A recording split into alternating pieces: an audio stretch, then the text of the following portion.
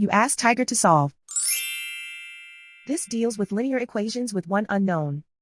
The final result is r equals 4. Let's solve it step by step. Group all r terms on the left side of the equation. Add r to both sides. Group like terms. Simplify the arithmetic. Group like terms. Simplify the arithmetic.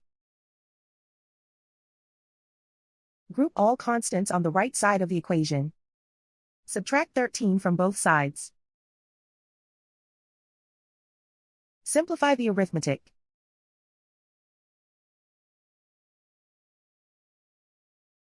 Isolate the r. Divide both sides by -3.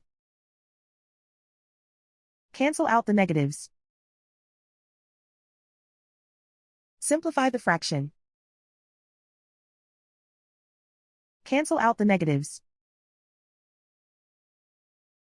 Find the greatest common factor of the numerator and denominator.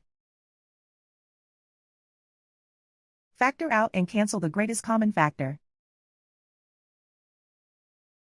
And so the final result is r equals 4.